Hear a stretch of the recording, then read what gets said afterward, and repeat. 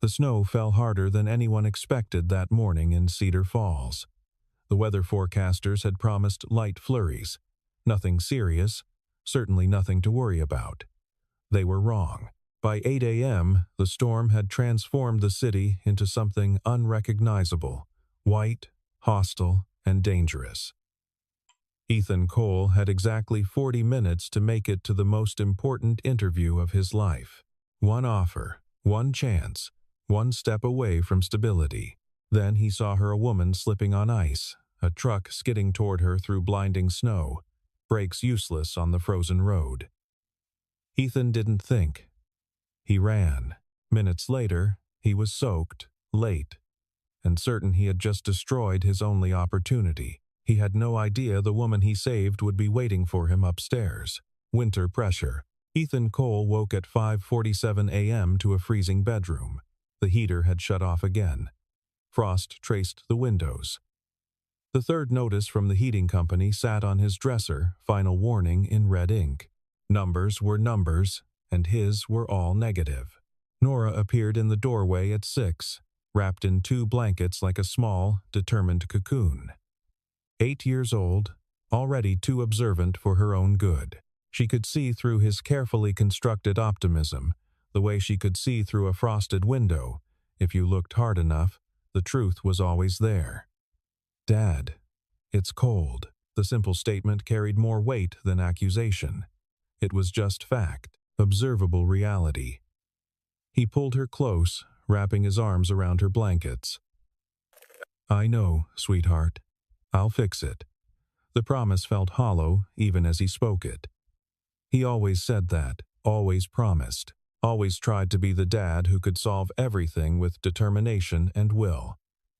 She believed him completely, unconditionally, which made it so much worse. Her faith in him was both his greatest strength and his deepest fear. By 7:30, Nora was on the school bus. Ethan stood before the bathroom mirror, adjusting his 5-year-old suit. The interview at Frostline Logistics was at 9:30. Operations analyst, the job that could finally pull them out of this hole. He'd spent 3 nights preparing a presentation on winter route optimization. Charts, graphs, recommendations. His ticket to stability. Outside, snow was already falling harder than forecast. Not gentle flurries, the heavy, aggressive kind that erased roads and stranded cars. He checked his watch. 8:15. 20 minutes to Frostline on a good day. With snow, maybe 30. He grabbed his folder and stepped into the storm. The cold hit like a wall. Wind tore at his coat. His 15-year-old sedan sat buried under 3 inches of powder, brakes questionable at best. But he had time. Barely. The moral test. His wipers fought a losing battle. Visibility was 30 feet, maybe less. Every car crawled forward at 15 miles per hour. Hazard lights blinking desperate warnings. 8:40. Still okay. Tight, but okay. Then the truck appeared.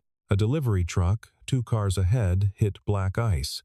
Ethan watched it slide, almost graceful, then violent as the driver overcorrected.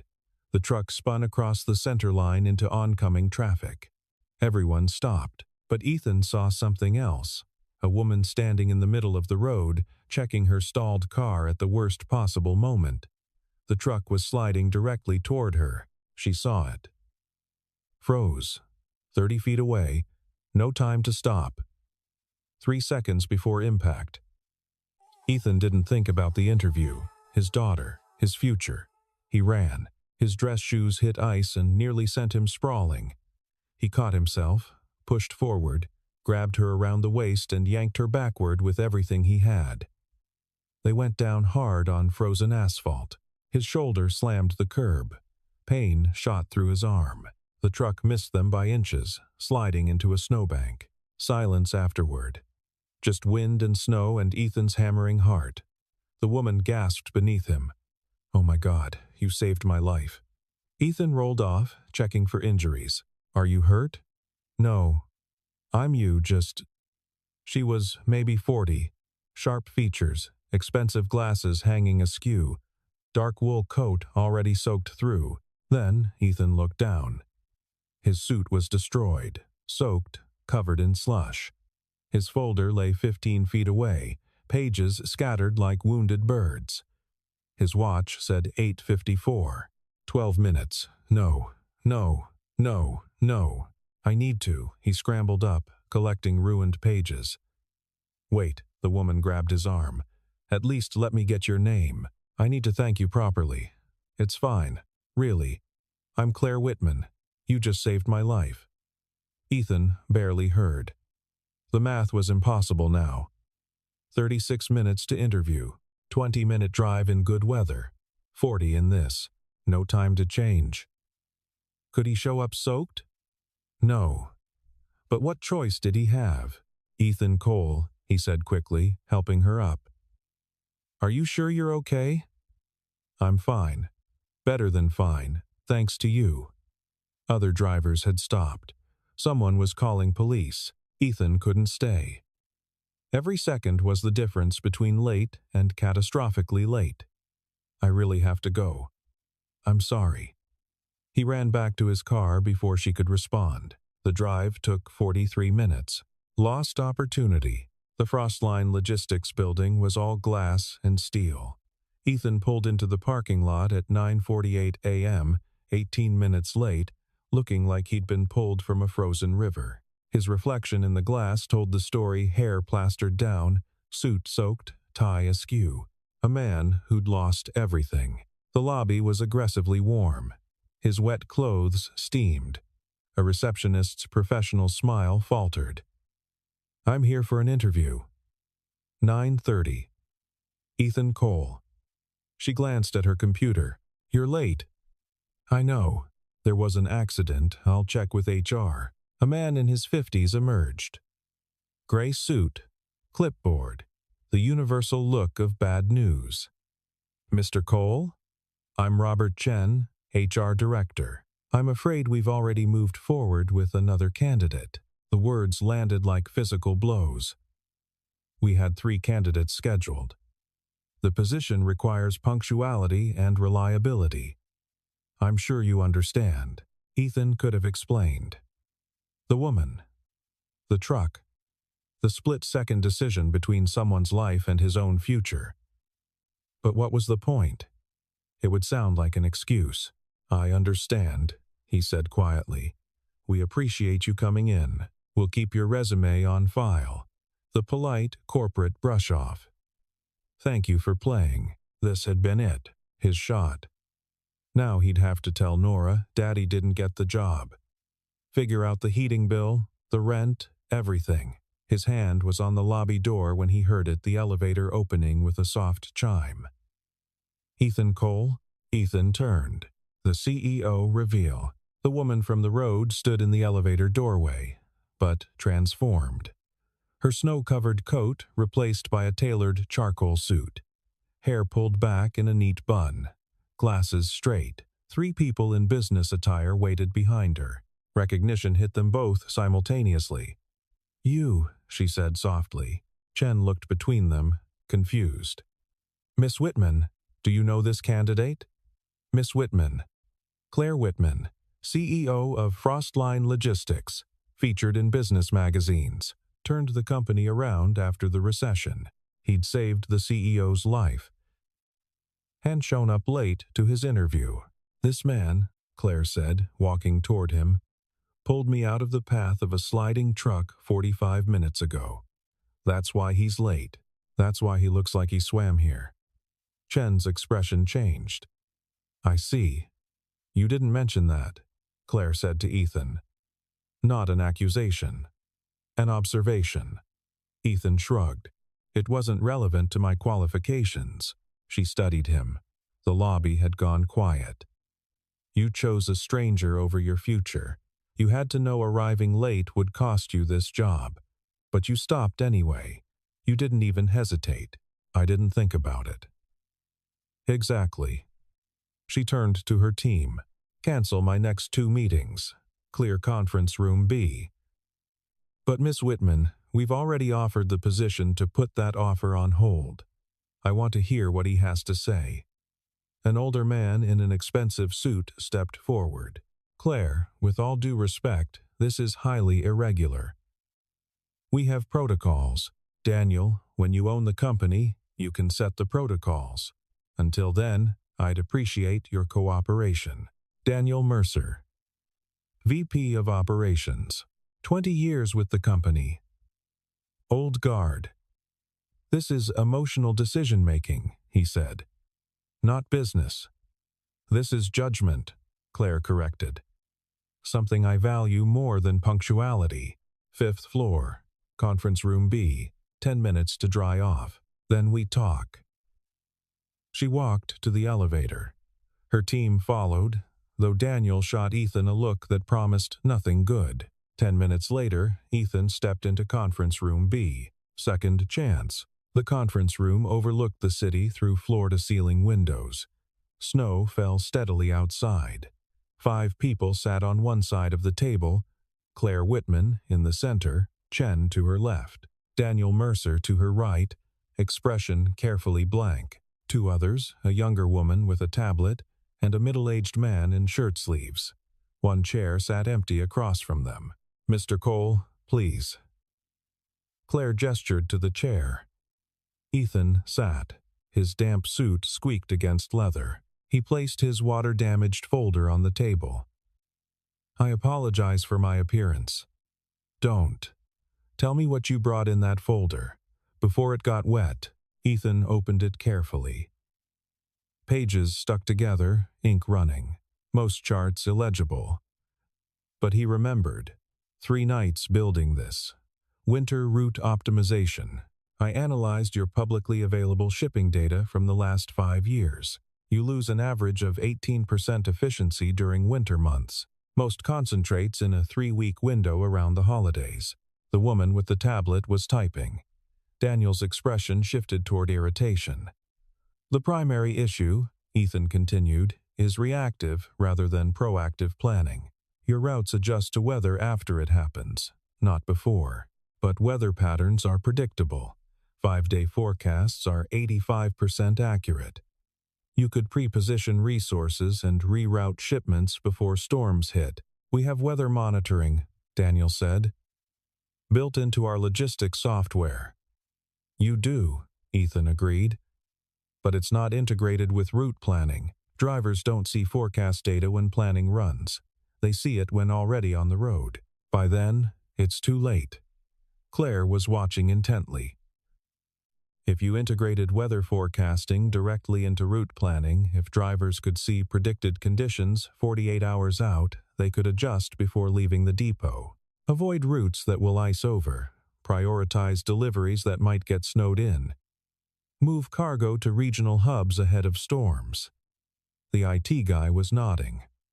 "That's actually brilliant. It's also expensive," Daniel cut in. "Integrating systems like that would require significant development. Testing, training, months of implementation. You're losing 18% efficiency," Ethan said calmly. 4 months a year. If implementation takes 6 months but saves you even half that loss, it pays for itself in the first winter." Silence. Claire tapped her pen. "What else?" "Driver training, not technical training, psychological. Winter driving is stressful. Accidents spike not just because of ice, but because drivers make bad decisions under pressure. A 3-hour course on stress management could reduce accident rates 10 to 15%. "Has anyone tested that?" the younger woman asked. "Nordic countries. Norway, Sweden, Finland. Accident rates in commercial driving dropped 22% after implementing psychological safety training." Claire was smiling.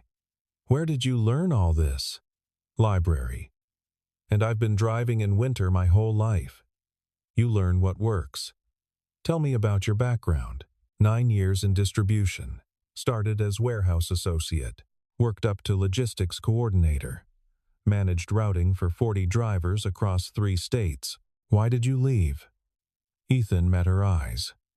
"I didn't. They closed the facility. Restructuring. 200 people laid off right before the holidays. I'm sorry." Claire said, sounding sincere. It happens, but I know logistics, I know winter operations, and I know how to solve problems before they become crises. Daniel cleared his throat. Mess. Whitman, if I could speak with you privately. Not necessary, Daniel. Mr. Cole, would you step outside for a moment? Ethan walked into the hallway. Through glass walls, he could see them debating, Daniel gesturing emphatically. Claire listening, arms crossed. The IT guy still nodding. 3 minutes passed. 5. The door opened. Come back in. Everyone was watching him. Even Daniel, though carefully neutral. We'd like to offer you a trial period, Claire said. 30 days. You'll work directly with operations, reporting to me. Focus on winter logistics optimization, exactly what you outlined. If it works, we transition you to permanent operations analyst. Ethan's heart hammered. I accept.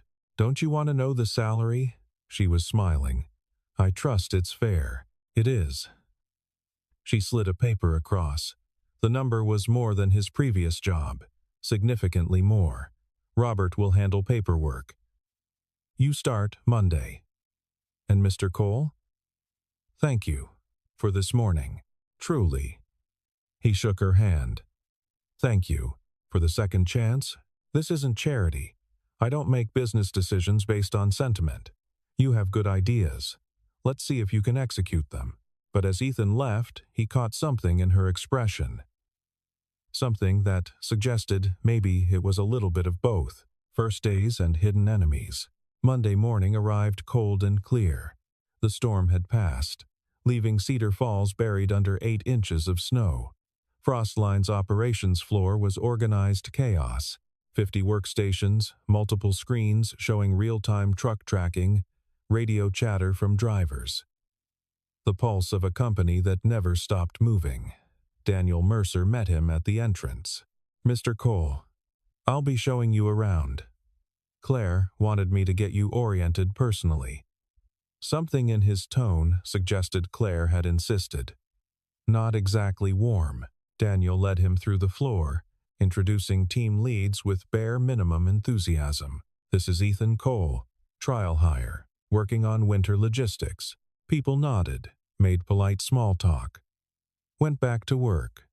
New guy brought in by the CEO. Probably connected. Probably incompetent.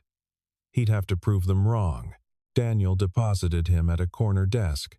Current routing software on this terminal. Weather monitoring on this one. If you need anything else, submit a request through IT. He paused, leaned in. Let me be frank.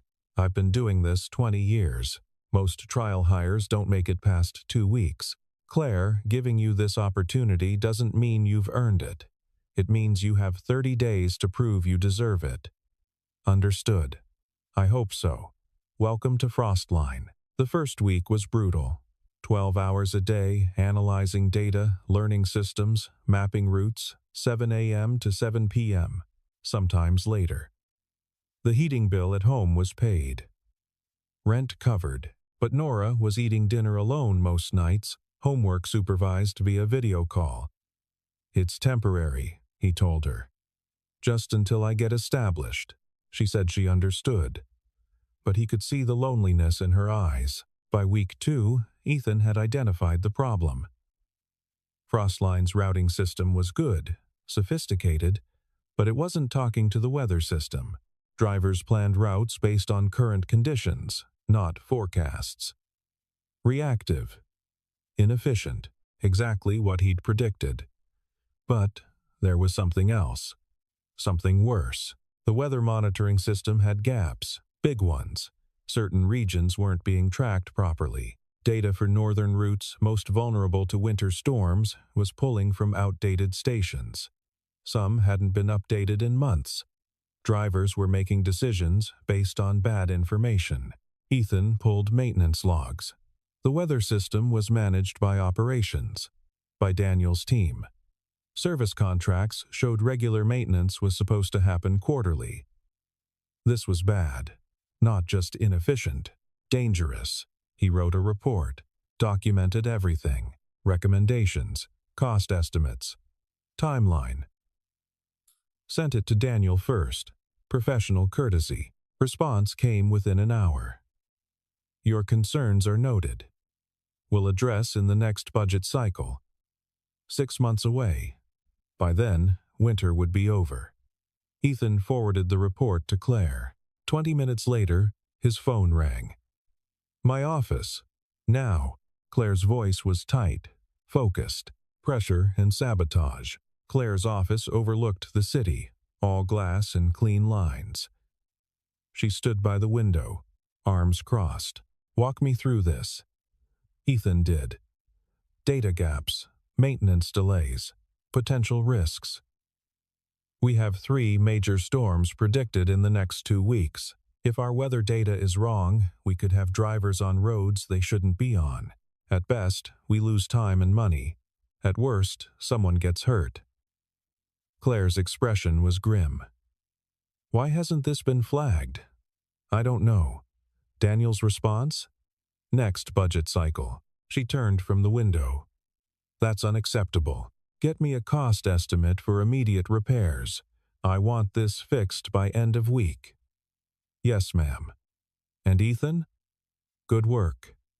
This is exactly what I hired you to find.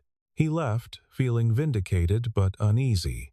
He'd just gone over Daniel's head, made his boss look bad. That wouldn't go unpunished. It didn't take long. Next morning, his workload had tripled. Daniel had assigned him to audit every route in the system thousands and provide optimization recommendations. Deadline, Friday, 3 days away. Impossible, deliberately impossible. Problem, Mr. Cole?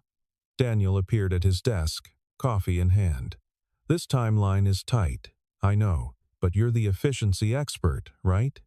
I'm sure you'll find a way. Or you can tell Claire you can't handle the workload. That's always an option. Translation, fail, and your trial ends early. Ethan spent that night at the office until 2 a.m., then again the next night, analyzing routes, building spreadsheets, running simulations, eyes burning, back aching. Coffee his primary food group, Nora called at 8 p.m. on Wednesday. Dad, when are you coming home? Soon, sweetheart. You said that yesterday. Guilt twisted in his chest. I know, this week is just busy. I know. I made mac and cheese, 8 years old, making her own dinner. Because her dad was too busy proving himself. I'm proud of you. You're so strong, Nora. Just a few more days, okay? Okay, love you, Dad. Love you too. He hung up and stared at his screen. Numbers blurred, routes tangled like spaghetti. Hidden in northern routes. A pattern. Certain shipments consistently routed through a specific depot, even though it added hours. The routing algorithm should have optimized around it, but someone had manually overridden the system, again and again. Ethan pulled the depot's records. Owned by Mercer Logistics, a subsidiary. Daniel Mercer's subsidiary. Every shipment through that depot generated fees, storage, handling, fuel surcharges. All paid to Mercer Logistics. All from Frostline's bottom line. Elegant, almost invisible. Unless you were looking at the whole system, Ethan calculated the loss. Over 5 years, nearly $3 million. Daniel wasn't just incompetent, he was stealing from his own company. Ethan sat back, mind racing. This was fraud, and he'd just stumbled into the middle of it.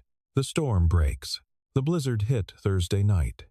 Meteorologists had tracked it for days, a massive system from Canada, bringing wind, snow, and brutal temperatures, the kind that shut down highways and stranded travelers. Frostline had 42 trucks on the road when it hit. Ethan was still at the office, finishing his audit, when alerts started coming in. Drivers calling, roads closing, trucks stuck. One jackknifed on I-90. The operations floor erupted into controlled chaos. Daniel was in the command center, a glass-walled room at the floor's center. Screens showed truck locations, weather radar, road conditions. He was barking orders, coordinating, trying to get drivers to safety, but the weather data they were using was wrong. The same outdated system Ethan had flagged. Regions showing clear skies were actually in whiteout conditions. Drivers were being routed into the storm, not around it. Ethan pushed into the command center. "You're using bad data." Daniel spun. "Get out. This is a crisis. Look at the radar. That shows clear conditions north of Minneapolis. But the National Weather Service has it at 0 visibility. Your system is pulling from dead stations." A dispatcher looked up. "He's right. I just got a call from driver 23. Conditions are way worse than what we're showing." Daniel's face went red. "We don't have time. Make time." Ethan was already at a terminal, pulling up the NWS feed. "Every truck north of Wisconsin needs to shelter immediately. The storm is twice as bad as your system thinks. You don't have authority. Then get someone who does." Ethan turned to the dispatcher. "Call Claire." Now. Claire arrived 10 minutes later, snow in her hair. "What's happening?" Ethan showed her.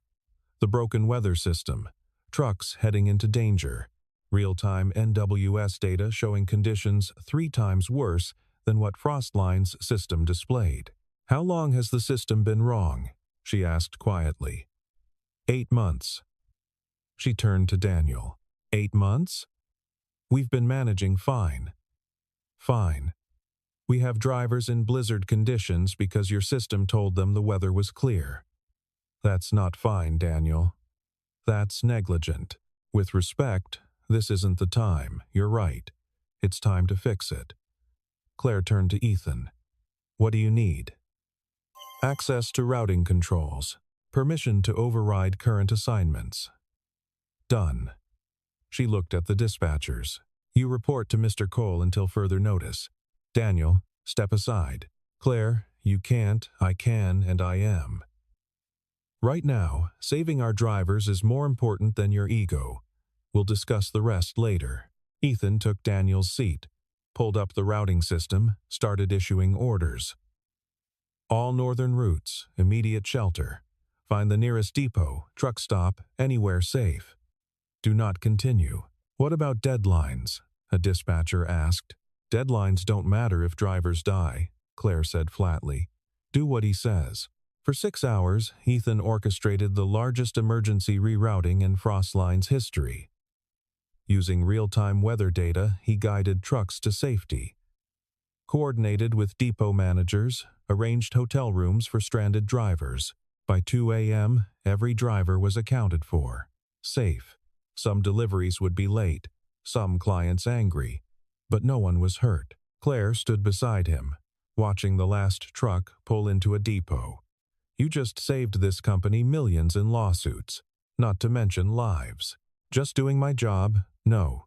You did Daniel's job, the job he failed to do for 8 months. There's something else, something you need to see." He showed her the routing fraud, the depot kickbacks, everything. Claire's expression went cold. Boardroom, justice. The emergency board meeting was called for Friday morning. 8 a.m. sharp. 7 board members along one side. Claire at the head, Ethan and Daniel on opposite sides. Claire opened. "We're here to address serious concerns about our operations division. Specifically, systematic negligence and potential fraud." Daniel spoke first. Calm. Confident.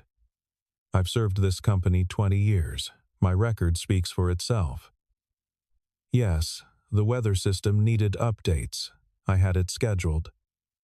Mr. Cole's interference last night, while well-intentioned, undermined protocols and cost us significant revenue in missed deliveries." "What about the routing irregularities?" Claire asked. "Optimization decisions. Sometimes the most direct route isn't the most efficient. Using regional depots is standard practice. Even when that depot is owned by your private company." Pause. There's no conflict of interest. The fees are competitive. Market rate. Mr. Cole, please present your findings. Ethan stood, pulled up his presentation, charts, data, route comparisons. Over the past 5 years, approximately 30% of northern route shipments were manually rerouted through Mercer Logistics Depot. These routes added an average of 4 hours. The fees totaled $2.8 million. Next slide. I ran the same routes through our optimization algorithm without manual overrides. Direct delivery would have cost $600,000, meaning we paid $2.2 million extra to use Mr. Mercer's depot, which generated $2.2 million in revenue for Mercer Logistics. Board members leaned forward. That's not fraud, Daniel said, voice losing confidence. That's business judgment. It's a kickback scheme, Ethan said quietly. You forced company resources through your private business and profited. Textbook conflict of interest. This is absurd. Claire, he's been here 3 weeks, long enough to find what you were hiding. Did you disclose your ownership of Mercer Logistics when these routing changes were implemented? Silence. I asked you a question, Daniel. It wasn't required. Yes, it was. Your employment contract specifically prohibits financial relationships, creating conflicts without board approval. Did any of you approve this? Heads shook. Then we have a problem. A serious one. Daniel stood. I've given this company everything, 20 years, and you're going to believe some trial hire who got lucky saving you from a truck. I believe the data, the routing logs, the financial records. And yes, I believe Mr. Cole, because unlike you, he had nothing to gain by exposing this. In fact, going over your head probably cost him any chance of a comfortable working relationship here. She stood. You put profit over safety. You let our weather system fail for 8 months while drivers risked their lives. You stole from this company through a scheme that required manual intervention on thousands of routes. How many hours did you spend moving shipments through your depot instead of fixing the systems you were paid to maintain? Claire, you're suspended, effective immediately, pending full audit and legal review. You'll receive notice of termination or reinstatement within 30 days. Security will escort you out. Daniel's face went white, then red. You'll regret this. Maybe, but I'll sleep better knowing our drivers are safe. Daniel looked at Ethan, hatred palpable in his eyes. Then he walked out, flanked by security. A board member, an older woman with silver hair, spoke. Miss Whitman, we'll need to find an interim VP of operations. Already have someone in mind. Claire looked at Ethan. He blinked. I'm not qualified? You found and fixed problems our VP missed for 8 months. You coordinated an emergency response that saved lives. You exposed fraud bleeding this company dry. I'd say you're more than qualified. It's a big job, interim. 3 months. Prove yourself. If it works, we make it permanent. If not, we part ways professionally, and you'll have excellent experience. Ethan thought about Nora. About stability. About the chance to build something. I accept. The silver-haired woman smiled. Welcome aboard, Mr. Cole. After the meeting, Claire walked Ethan to the elevator. You saved more than one life this winter. Just doing the right thing. Most people don't. That's what makes it extraordinary. Don't make me regret this. He shook her hand. I won't. The elevator doors opened. Ethan stepped inside. Warm again. 3 months later, spring arrived in Cedar Falls. Snow melted, trees budded, birds returned. The city emerged from winter like a bear from hibernation, shaking off cold and stretching toward sunshine. Ethan's position had been made permanent 2 weeks ago. Vice President of Operations, a title that still felt surreal. An office with windows, a salary that let him buy Nora new shoes without checking his bank account first. The weather system had been completely rebuilt. Real-time data, predictive routing. Integration with optimization algorithms. Winter efficiency up 23%. Accident rates down 18%. But the best part was simpler. Ethan left work at 5:30 now. Not every day, some fires still needed putting out, but most days. Enough to have dinner with Nora, help with homework, be a dad again instead of an absent ghost sending apologetic texts. Tonight, they were celebrating. Movie night, just the two of them. "Dad, look."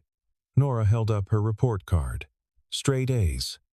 Pride radiated from her like warmth from a fire. "That's my girl."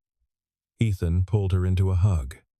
She was getting bigger, growing up too fast, but for now, still small enough to wrap in his arms and hold tight. "You did good too," she said, muffled against his chest.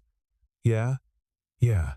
You saved that lady. You got the good job. You fixed the broken stuff. I'm proud of you."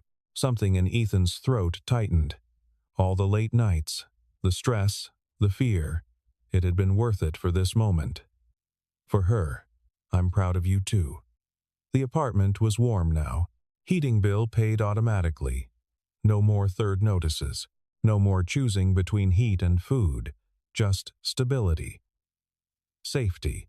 The kind of boring predictability that felt like luxury after months of chaos. Ethan's phone buzzed. An email from Claire. Subject, "Thank you." He opened it. "Ethan.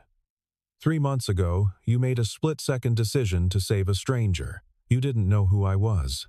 Didn't know it would lead to anything. You just did the right thing because that's who you are. Integrity is rare in business. It's rarer still in people. Thank you for bringing both to Frostline. Don't lose it. Claire." Ethan smiled, pocketed his phone, and turned his attention back to Nora. Outside, the last traces of snow were melting from sidewalks. Spring sunshine poured through windows. The apartment was filled with warmth and laughter and the smell of pizza. Winter was over. They'd survived it. More than survived, they'd found their way to something better. "What movie do you want to watch?" Ethan asked, reaching for the remote. Nora grinned, that wide, uninhibited smile that reminded him of her mother, of better times, of reasons to keep fighting. Something with a happy ending. Deal. He settled onto the couch, his daughter curled against his side like she used to when she was 3, when the world was simpler and he could still protect her from everything. He let himself breathe, really breathe, for the first time in months, maybe years. Sometimes doing the right thing cost everything. Sometimes it gave you everything back. Ethan closed his eyes, deeply and truly grateful for both moments. The snow had stopped falling, but this time that didn't mean the cold would return. It meant spring was finally here.